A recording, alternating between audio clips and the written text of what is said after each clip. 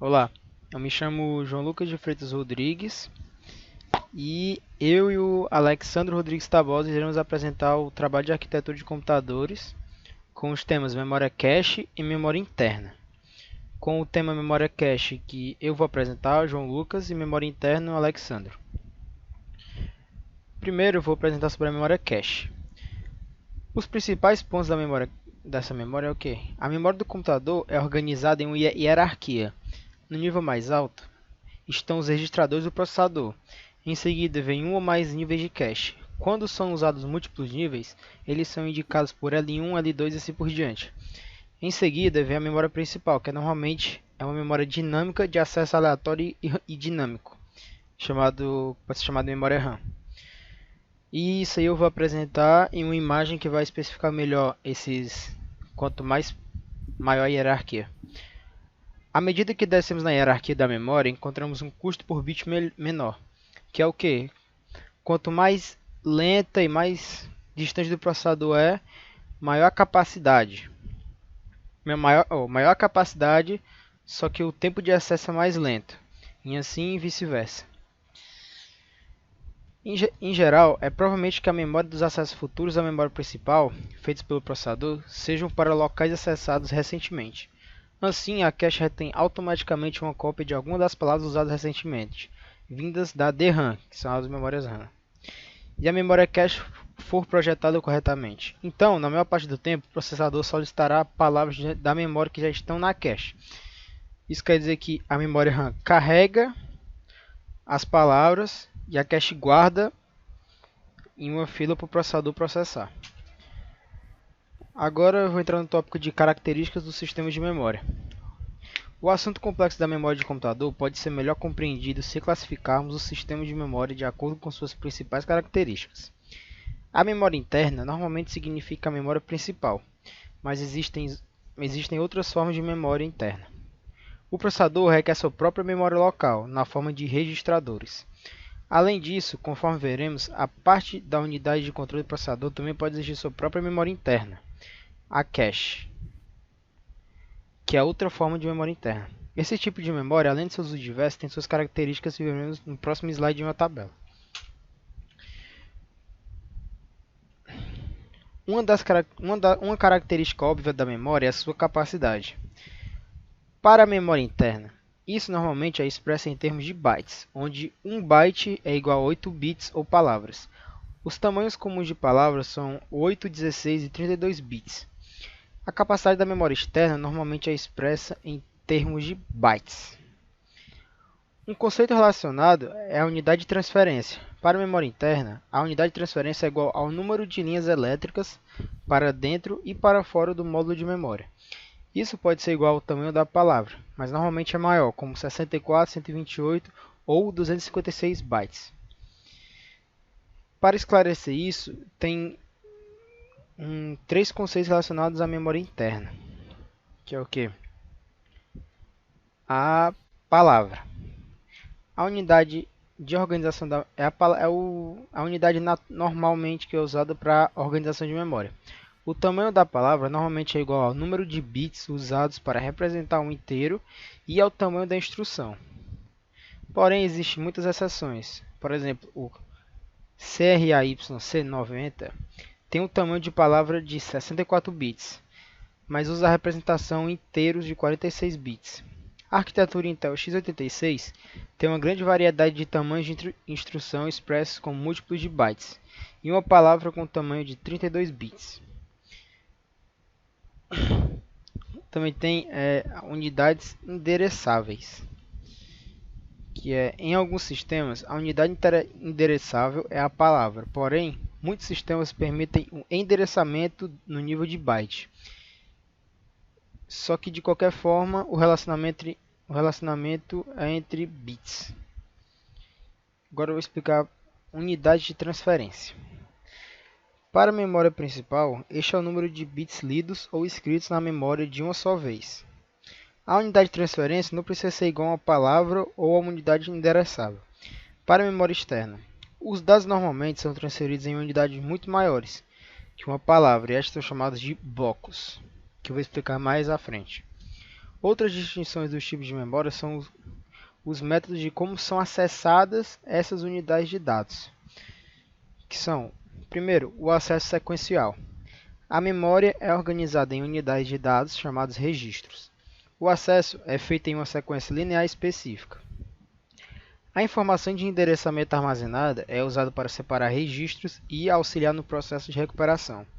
Um mecanismo compartilhado de leitura e escrita é usado, e este precisa ser movido do seu local atual para o local desejado, passando e rejeitando cada registro intermediário. Assim, o tempo para acessar um registro qualquer é altamente variável. As unidades de fita são de acesso sequencial. E outro método de acesso é o acesso direto. Assim como o acesso sequencial, o acesso direto envolve um mecanismo compartilhado de leitura e escrita. Porém, os blocos ou registros individuais têm um endereço exclusivo, baseado no local físico da memória. O acesso é realizado pelo acesso direto. Para alcançar uma vizinhança geral, mais uma busca sequencial, contagem ou espera, até alcançar o local final. Novamente, o tempo de acesso é variável. As unidades discutidas, que são disco rígido, que são HDs ou SSDs e afins, são de acesso direto, que você entra nele e busca exatamente o que você quer. Tem o acesso aleatório. Cada local endereçável na memória tem um mecanismo de endereçamento exclusivo, fisicamente interligado. O tempo para acessar determinado local é independente da sequência de acessos anteriores e é constante. Assim, qualquer local pode ser selecionado aleatoriamente, endereçado e acessado diretamente. A memória principal e alguns sistemas de cache são de acesso aleatório. Tem um método de acesso associativo. Esse é um tipo de memória de acesso aleatório que permite fazer uma comparação de um certo número de bits desejados dentro de uma palavra para uma combinação especificada, e faz isso para todas as outras palavras simultaneamente. Assim, uma palavra é recuperada com base em uma parte do seu conteúdo em vez de seu endereço.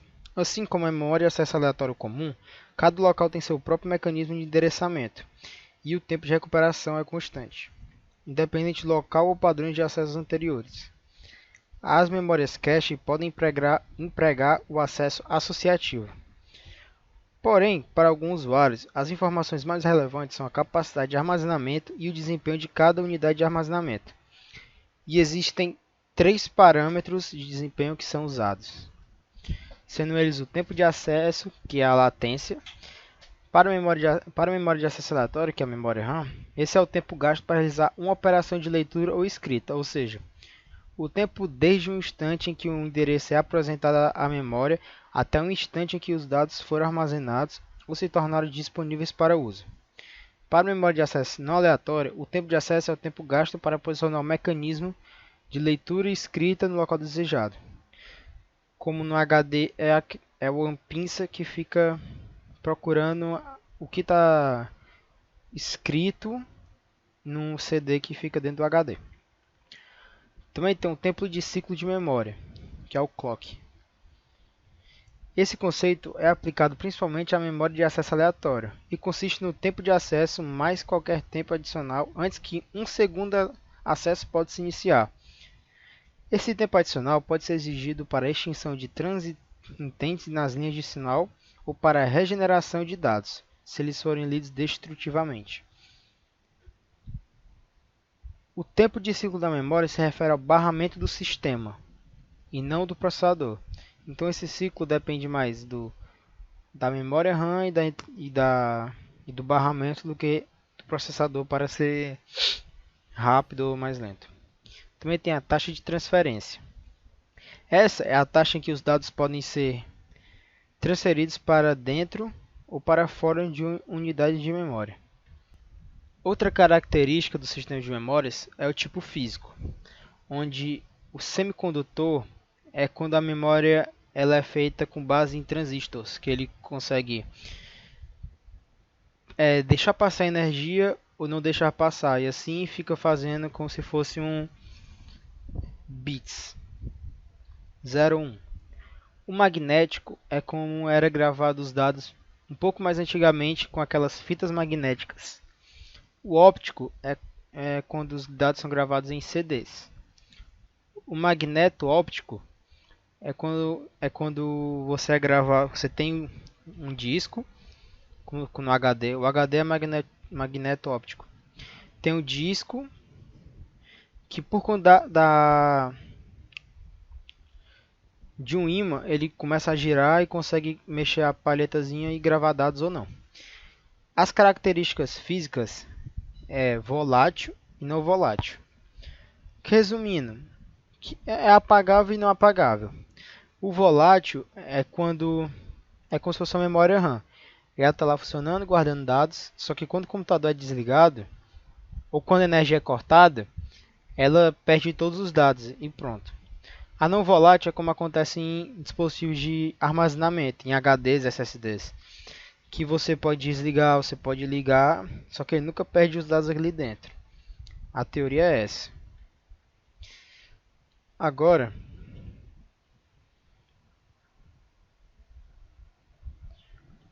vou falar sobre hierarquia das memórias.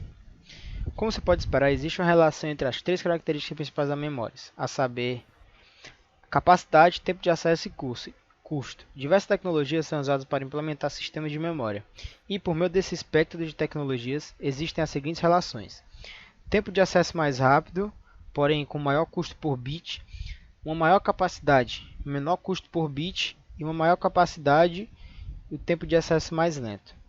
Enquanto se desce na hierarquia, ocorre o seguinte: diminuição do custo por bit, aumento da capacidade, aumento do tempo de acesso, frequência de acesso à memória pelo computador. Assim, as memórias menores, mais caras e mais rápidas, são complementadas por memórias maiores, mais baratas e mais lentas. A questão de quantidade é de que certa forma livre, se houver capacidade, as aplicações provavelmente serão desenvolvidas para utilizá-las. A questão da velocidade, de certa forma, é mais fácil de responder. Tu voltou o slide, João.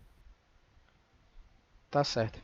Para conseguir maior desempenho, a memória precisa ser capaz de acompanhar a velocidade do processador. Ou seja, enquanto o processador está executando instruções, não gostaríamos que ele tivesse que parar aguardando por instruções ou operandos. Então, a memória cache ela serve para pegar a informação que a memória passou para ficar tipo numa fila e o processador ir processando as informações. Isso aqui é uma pirâmide hierárquica, que, como pode ver, aqui é o mais perto do processador e aqui o mais longe. Os registradores são o tipo de memória que está mais perto do processador,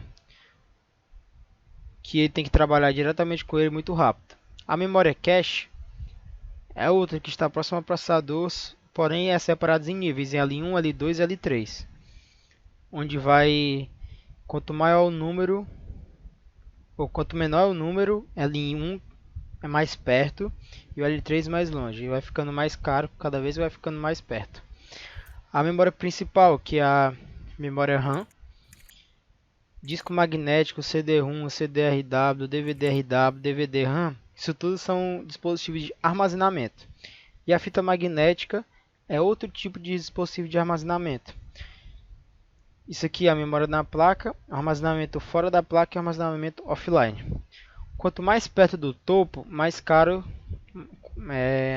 eles têm um custo maior por bit, porém a velocidade é mais alta. E quanto vai descendo, isso vai diminuindo.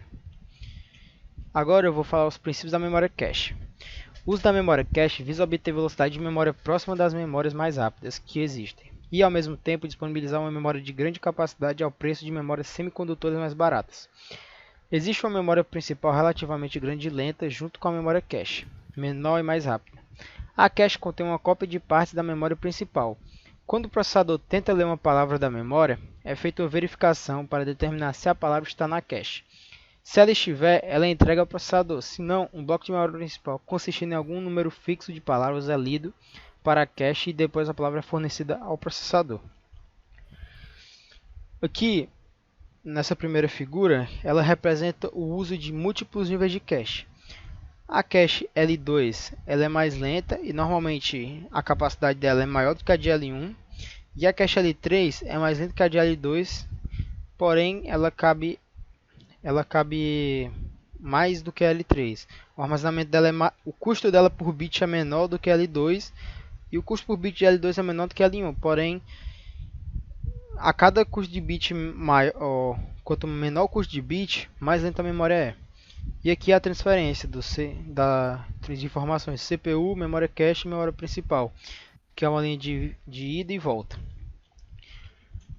Aqui é a estrutura de cache e memória principal. A figura representa a estrutura de sistema de cache e memória principal. A memória principal consiste em até 2 elevado a n palavras endereçáveis, com cada palavra tendo um endereço distinto de n bits. A cache consiste em blocos, chamados linhas. Cada linha contém k palavras, mais um tag de alguns bits. Cada linha também inclui bits de controle, como bit para indicar se a linha foi modificada desde que foi carregada na cache. A largura de uma linha, sem incluir tags e bits de controle, é o tamanho da linha. O tamanho da linha pode ter apenas 32 bits, com cada palavra sendo em um único byte. Neste caso, o tamanho da linha é de 4 bytes, que são 32 bits. O número de linhas é consideravelmente menor que o número de blocos da memória principal. A qualquer momento, algum subconjunto dos blocos da memória reside nas linhas de cache. Se uma palavra em um bloco de memória for lida, este bloco é transferido para uma das linhas de cache. Como existem mais blocos do que linhas, uma linha individual não pode ser dedicada exclusiva e permanentemente a determinado bloco. Assim, cada linha inclui uma tag que identifica qual bloco em particular está atualmente sendo armazenado. O tag normalmente é uma parte do endereço da memória principal, conforme descrito posteriormente. Aqui é a operação de leitura de cache. A imagem ilustra a operação de leitura. O processador gera o endereço da palavra para ser lida. Se a palavra tiver cache, ela é entregue ao processador. Se não, o bloco contendo essa palavra é carregado na cache e a palavra seguinte é entregue ao processador. Aqui, ó, o início recebe o endereço RA da CPU. O bloco contendo RA está na cache? Se sim, ele busca uma palavra e entrega a CPU e acaba. Se não, ele acessa a memória principal para o bloco contendo RA, aloca a linha da cache para o bloco de memória principal, aí carrega o bloco da memória principal na linha cache e entrega a palavra à CPU e acaba. E aqui é a organização típica da memória cache. É uma típica organização de cache moderna. Nessa organização, a memória cache se conecta a um processador por meio de linhas de dados, controle e endereço. As linhas de dados e endereço também se conectam a buffers de dados e endereços, que se conectam ao barramento do sistema do qual a memória principal é acessada, quando ocorre um acerto de cache. Agora vai ser a parte do Alexandro, que ele vai falar sobre memórias principais e semicondutoras. Bom,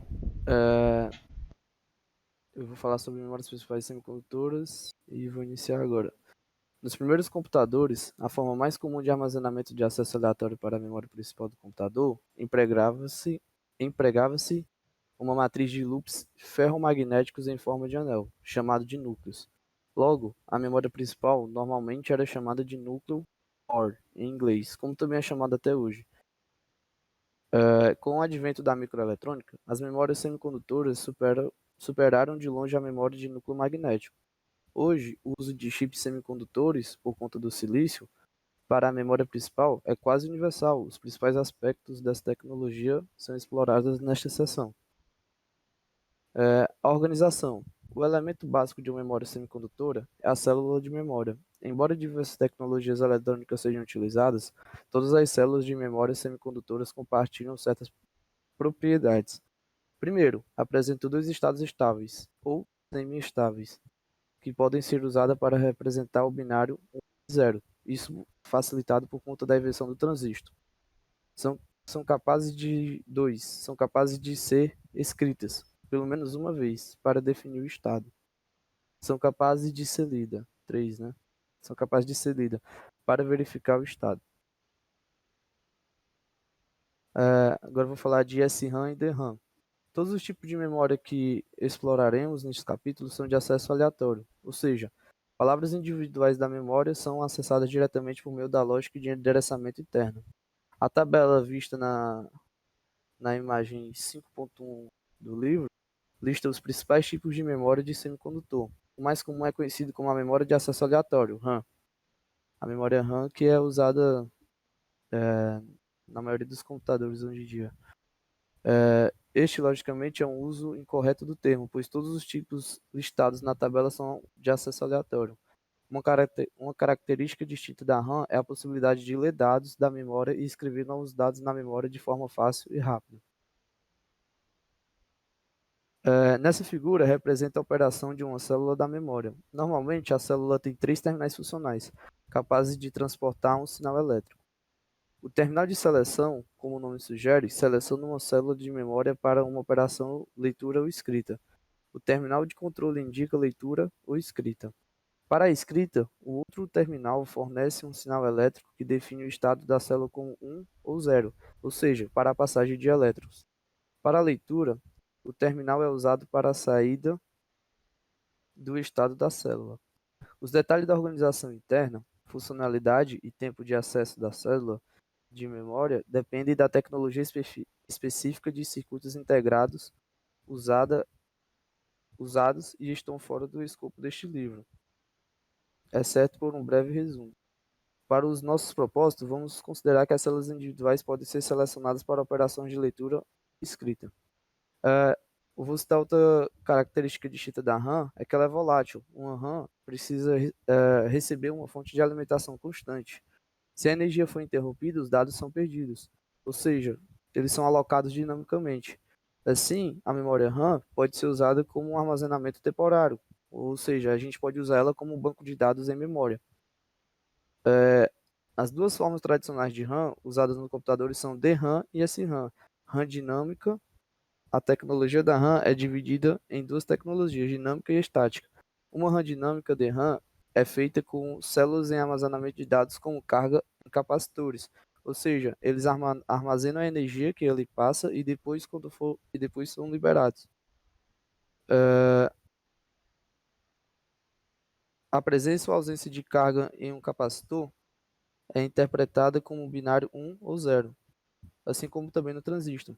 Como os capacitores possuem uma tendência natural para descarga, como eu havia dito, as RAM dinâmicas exigem recarga periódica, um refresh na memória, para manter o dado armazenado. O termo dinâmico refere-se à tendência de perda da carga armazenada, mesmo em energia aplicada continuamente. Pode passar o slide.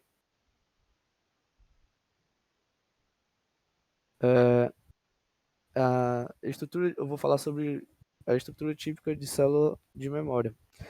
Bom, na primeira figura, ao lado esquerdo, ela é uma estrutura de DRAM, típica para a célula individual, que armazena um bit. Além de endereço, é ativada quando o valor do bit da célula deve ser lido ou escrito. O transistor atua como uma chave que é fechada, permitindo o fluxo da corrente. Se uma voltagem for aplicada, quer dizer, o termo está empregado errado, se uma tensão for aplicada à linha de endereço, ela é aberta, sem fluxo de corrente. Se nenhuma tensão estiver presente na linha de endereço, quer dizer, ela é aberta se nenhuma tensão estiver presente na linha de endereço. Para a operação de escrita, um sinal de tensão é aplicado à linha de bit. Uma tensão alta representa 1 e uma tensão baixa representa 0. Um sinal é então aplicado à linha de endereço, permitindo uma carga que seja transferida ao capacitor. Para a operação de leitura, quando a linha do endereço é selecionada, o transistor é ligado e a carga armazenada do capacitor é alimentada em uma linha de bit em um amplificador. O amplificador compara a tensão do capacitor com o valor de referência e determina se a célula contém lógico ou zero lógico. A leitura da célula descarrega o capacitor, que precisa ser restaurado para completar a operação. Embora a DRAM seja usada para armazenar um único bit, 0 ou 1, é basicamente um dispositivo analógico. O capacitor pode armazenar qualquer valor de carga dentro de um intervalo. Um valor de padrão determina se a carga é interpretada como 1 ou 0. A RAM estática, ao contrário, uma RAM estática é um dispositivo que usa os mesmos elementos lógicos usados no processador. Em uma SRAM, os valores binários são armazenados por meio de configurações das portas lógicas de um flip-flop tradicional, ah, com base em circuitos lógicos combinacionais, né? Uma RAM estática manterá seus dados enquanto houver energia fornecida a ela. No lado direito da figura, pode voltar o slide, eu vou falar da figura B. Valeu. É uma estrutura de SRAM típica para uma célula individual. 4 transistores, T1, T2, T3, T4, são cruzados em um arranjo que produz um estado lógico estável. No estado lógico 1, o ponto C1 é alto e o ponto C2 é baixo. Nesse estado, T1 e T4 estão desligados e T2 e T3 estão ligados. No estado lógico 0, o ponto C1 é baixo e o ponto C2 é alto. Nesse estado, T1 e T4 estão ligados e T2 e T3 estão desligados. Os dois estados são estáveis desde que uma voltagem de corrente contínua seja aplicada. Diferente da DRAM, nenhuma recarga é necessária para ter dados. Assim como na DRAM, a linha de endereço da SRAM é usada para abrir ou fechar uma chave, ou seja, a passagem de elétrons no transistor. A linha, desculpa, a linha de endereço controla dois transistores, T5 e T6. Quando o sinal é aplicado a essa linha, os dois transistores são ligados, permitindo a operação de leitura ou escrita. Para uma operação de leitura, o valor de bit desejado é aplicado à linha B. Seu complemento é aplicado à linha B. Isso força os 4 transistores T1, T2, T3 e T4 ao estado correto. Para uma operação de leitura, o valor bit é lido da linha B. SRAM versus DRAM e RAM estáticas e dinâmicas são voláteis, ou seja, a potência precisa ser fornecida continuamente à memória para preservar os valores do bit. Uma célula de memória dinâmica é mais simples e menor que uma célula de memória estática. Assim, a DRAM é mais densa e mais barata que um SRAM correspondente. Por outro lado, uma DRAM requer o suporte de um circuito de refresh. Para memórias maiores, o custo fixo do circuito de refresh é mais do que compensado pelo menor custo variável das células de DRAM. Assim, as DRAM tendem a ser favorecidas para requisições de grande memória. Outro ponto é que as SRAM geralmente são um pouco mais rápidas que as DRAM. Devido a essas características, a SRAM é usada para a memória cache, no clipe e fora dele, e a DRAM é usada para a memória principal. Pode passar. Eu vou falar agora de tipos de ROM. Como o nome sugere, uma memória somente de leitura, ou do inglês Read-Only Memory, contém um padrão permanente de dados, que não pode ser mudado. Uma ROM é não volátil, ou seja, nenhuma fonte de energia é necessária para manter os valores dos bits na memória. Embora seja possível ler uma ROM, não é possível escrever algo novo nela. Uma aplicação importante das ROM é a microprogramação. Outras aplicações em potencial incluem bibliotecas de funções de uso frequente, programas do sistema, tabelas de função. Para um requisito de tamanho moderado, a vantagem da ROM é que os dados ou programas estão permanentes na memória principal e nunca precisam ser carregados de um dispositivo de armazenamento secundário. Uma ROM é criada como qualquer outro chip de circuito integrado, com os dados realmente gravados fisicamente no chip como parte do processo de fabricação. Isso gera dois problemas. A etapa de inserção de dados inclui um custo fixo relativamente grande. Não importa se são fabricadas uma ou milhares de cópias determinada ROM. Não há espaço para erro. Se um bit estiver errado, o lote inteiro de ROM precisa ser descartado, quando apenas um pequeno número de ROM com determinado conteúdo da memória é necessário. Uma alternativa mais barata é a ROM programável, PROM. Assim como a PROM é não volátil e pode ser escrita apenas uma vez. Para a PROM, o processo de escrita é realizado eletricamente e pode ser realizado por um fornecedor ou cliente após a fabricação original do chip. Um equipamento especial é necessário para o processo de escrita ou programação. As PROM oferecem flexibilidade e conveniência. A PROM continua sendo atraente para a produção em grandes volumes. Agora eu vou falar sobre a lógica do chip. Na hierarquia de memória como um todo, vimos que existem escolhas a se fazer entre velocidade, capacidade e custo. Essas escolhas também existem quando consideramos a organização das células de memória e a lógica funcional de um chip. Para memórias semicondutoras, uma das principais questões de projeto é o número de bits de dados que podem ser lidos ou escritos de cada vez. Em um extremo está uma organização em que o arranjo físico da célula no array é o mesmo que o arranjo lógico, percebido pelo processador, de palavras na memória. O array é organizado em W palavras de B bits cada. Por exemplo, um chip de 16 megabits poderia ser organizado como 1 mega palavra de 16 bits. Agora aqui nessa figura eu vou apresentar a DRAM típica de 16 megabits. A figura mostra uma organização típica de uma DRAM de 16 megabits. Nesse caso, 4 bits são lidos ou escritos cada vez. Logicamente, o array de memória é organizado como 4 arrays separados a cada 2048 elementos. Diversos arranjos físicos são possíveis. De qualquer forma, os elementos do array são conectados por fileiras horizontais e verticais. Cada fileira horizontal se conecta ao terminal select de cada célula em sua linha. Cada fileira vertical se conecta ao terminal data in sense de cada célula em sua coluna. As fileiras de endereço fornecem o endereço da palavra a ser selecionada. Um total de log2 a log w na base 2 fileiras são necessárias. Em nosso exemplo, 11 fileiras de endereço são necessárias para acionar uma das 2048 linhas. Essas 11 fileiras são alimentadas em um decodificador de linha, que tem 11 fileiras de entrada e 2048 fileiras de saída. A lógica do decodificador ativa uma das 2048 saídas, dependendo do padrão de bits nas 11 fileiras de entrada. 211 igual a 2048, ou 2 elevado a 11 igual a 2048. Como somente 4 bits são lidos e escritos nessa DRAM, é preciso haver múltiplas DRAMs conectadas ao controlador de memória para a leitura e escrita de uma palavra de dados no barramento.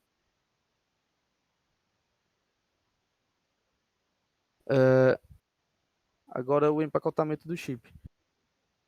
A figura mostra um exemplo de cápsula de EEPROM, que é um chip de 8 megabits organizado como 1 mega por 8 bits.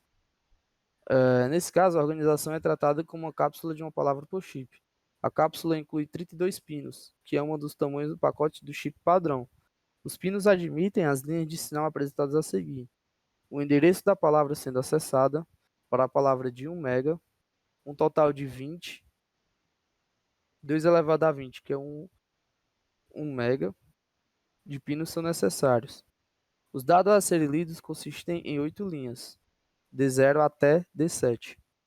A fonte de alimentação para o chip, VCC, um pino de terra, VSS, um pino CE, como pode haver mais de um chip de memória, cada um conectado ao mesmo barramento de endereço. O pino CE é usado para indicar se o endereço é válido ou não para esse chip. O pino CE é ativado para a lógica conectada aos bits de mais alta ordem no barramento de endereço. O uso desse sinal é ilustrado atualmente. Uma voltagem do programa VPP, que é fornecida durante a programação de operações de escrita. Uma configuração de pino típica de DRAM aparece na próxima figura, para um chip de 16 megabits organizado como 4 megas por 4 bits. Existem várias diferenças quando consideramos o chip de ROM.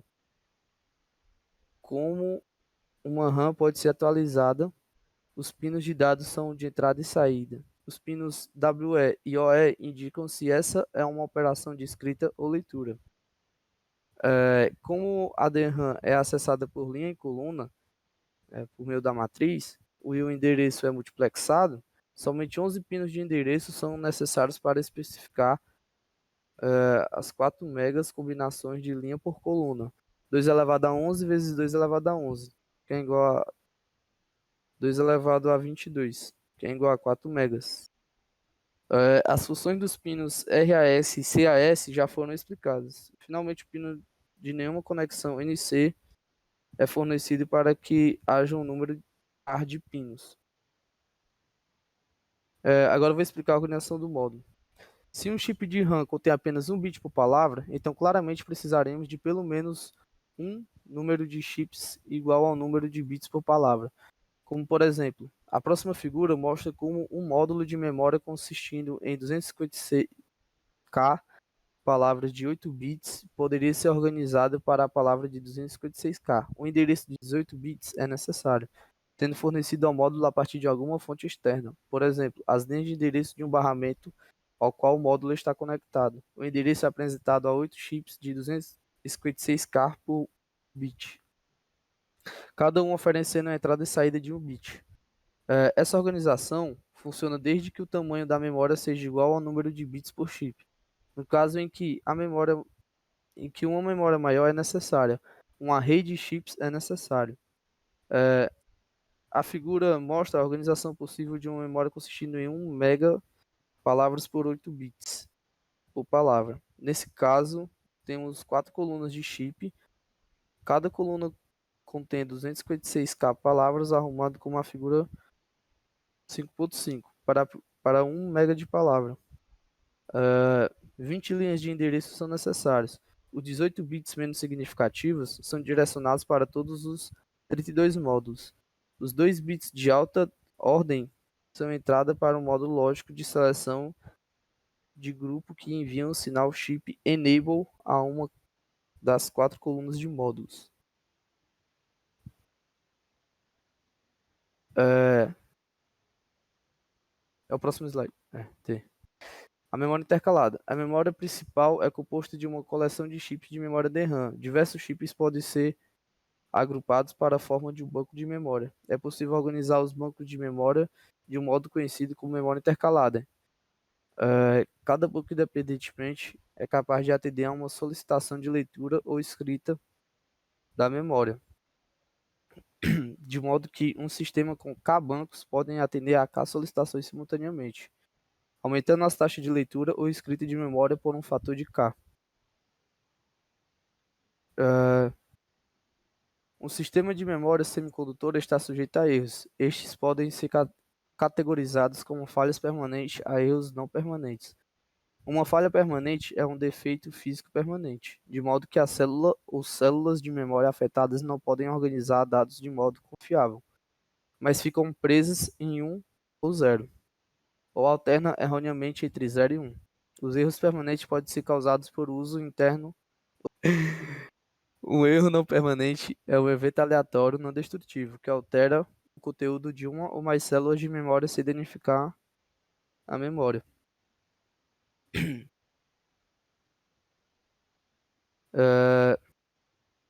Os erros permanentes podem ser causados por problemas de fonte de alimentação ou partículas alfa. Essas partículas resultam a um declínio radioativo e são terrivelmente comuns, pois os núcleos radioativos são encontrados em pequenas quantidades em quase todos os materiais. Erros permanentes e não permanentes certamente são indesejáveis, e a maioria dos sistemas de memória moderna inclui lógica para detectar e corrigir os erros. Nessa figura eu vou falar sobre a função do código de correção de erro. A figura, em termos gerais, ilustra como o processo é executado. Quando os dados tiveram que ser lidos para a memória, um cálculo representado como a função f é realizado sobre os dados para produzir o código. O código e os dados são armazenados. Assim, se uma palavra de m bits de dados tiver que ser armazenada e o código tiver k bits de tamanho, então o tamanho real da palavra armazenada é m mais k bits. Quando a palavra armazenada anteriormente é lida, o código é usado para detectar e possivelmente corrigir erros. Um novo conjunto de k bits de código é gerado a partir dos m bits comparado com os bits de código armazenado. A comparação gera um de 3 resultados. Nenhum erro é detectado, os bits de dados armazenados são enviados, ou um erro é detectado e é possível corrigi-lo. Os bits de dados mais os bits de correção de erro são alimentados em um corretor que produz um conjunto correto de m bits a serem enviados, ou um erro é detectado, mas não é possível corrigi-lo. Essa condição é relatada. Os códigos que operam nesse padrão são conhecidos como códigos de correção de erro. O código é caracterizado pelo número de erros de bits em palavra que ele pode corrigir e detectar, o famoso código de Hamming, que eu vou falar no próximo slide. Sobre a paridade Hamming, o mais simples dos códigos de correção de erro é idealizado por Richard Hamming no Bell Labs. Essa figura ela usa o diagrama de Venn para ilustrar o uso desse código em palavras de 4 bits, m igual a 4, com 3 círculos em interseção. Existem 7 regiões. Atribuímos 4 bits de dados a regiões internas. As regiões restantes são preenchidas como o que chamamos de bits de paridade. Cada bit de paridade é escolhido de modo que o número total de 1s em seu círculo seja par. Assim, como o círculo A inclui 3 dados 1s, o bit de paridade do círculo é definido como 1. Agora, se um erro muda um dos bits de dados, ele é facilmente encontrado. Verificando os bits de paridade, as discrepâncias são encontradas no círculo A e no círculo C, mas não no círculo B. Somente uma das 7 regiões está em A e C, mas não em B. O erro, portanto, pode ser corrigido alterando-se esse bit, ou seja, fazendo complemento de 2. E é isso. Muito obrigado e até a próxima.